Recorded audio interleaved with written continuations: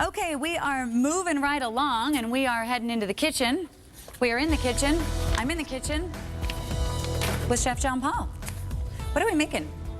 Well, first, I believe we have, we have to select a winner. Yes. Denise, we're picking the ingredient. Okay. All right, so in here, we have been asking people for like the last week or two, 2 weeks, to send us an ingredient that you will cook with them. Yes. Okay. And we got a lot of great, great ideas. Okay. So I can't wait to see what we get. They're all in here. See, they're all in there. All right. Okay. I'm thinking. Here, mix it up. Go. Whatever you choose, I may or may not be here while you cook it. Anchovies. No! Peggy Chrisman. Now, I have to tell you, if everyone at home has recoiled right now, I will tell you, you are missing out on a delicacy. The mistake that we made in the United States was actually picking up an anchovy and eating it. That is never done. That's a mistake. Anchovies have a lot of umami in them, which is a taste that was identified by Japanese scientists in 1947. And it's one of those flavors that makes everything better. So do you like Worcestershire sauce? Yeah. It's made out of anchovies. Okay. That's what, I mean, so when you add Worcestershire sauce, it makes beef taste beefier. It makes chicken taste chickenier. Okay, well, we are going to have Peggy come on. I hope Peggy likes anchovies because Peggy Chrisman. I mean, that's her thing, but I'm excited. I hope she wasn't playing a joke on us because Peggy's going to be eating it because I'm going to be sick that day. No, anchovies are awesome. Awesome. Okay. Tune in for that show because we're going to change your mind. All right, there you go. You heard it here first. All right, so let's take a look at what we have. I cooked off a little bit of white rice to serve in the shrimp, but I want to get our dessert going. So over here, I have 3 cups of heavy cream. And before the break, we were turning you on to this, which is a fresh vanilla bean. Now, if you don't have a fresh vanilla bean, that's okay. You can use pure vanilla extract, or there's this really cool stuff called vanilla bean paste. Oh, yeah, I've heard of it. Now, working with a vanilla bean is very cool because I cut it in half, and then I'm going to take the back of my knife, and I'm just going to scrape. And all that stuff coming out of there are the seeds. Was that good if you just ate it right now?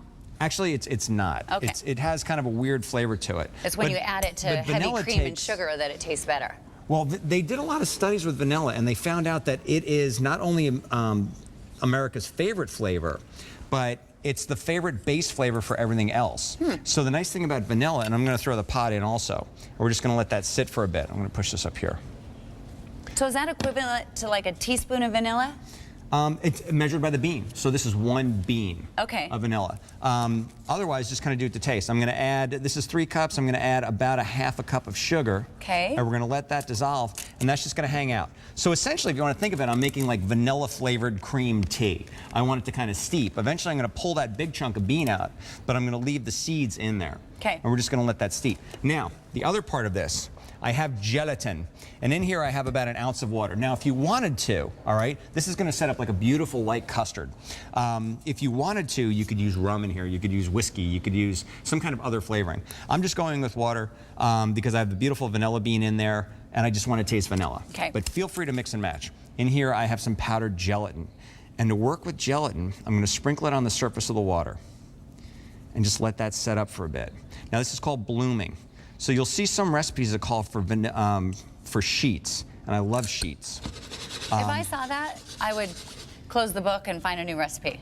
This is easy though, right? Okay. Am I doing anything that you couldn't do at home? No, but it's just the word, so that's called blooming. It's blooming. So what I want to do is I've taken... I'm just being honest. No, but that's a great question. I've taken gelatin granules that are dried, okay? And when I put them in water, they bloom. Okay. All right, they absorb the water. And then once they get absorbed, okay, here, just stick your finger in there and go like that. See how they feel kind of jello-y? Oh, yeah. Oh, my God. Oh, my God. Oh, my God. Oh, my God. All right?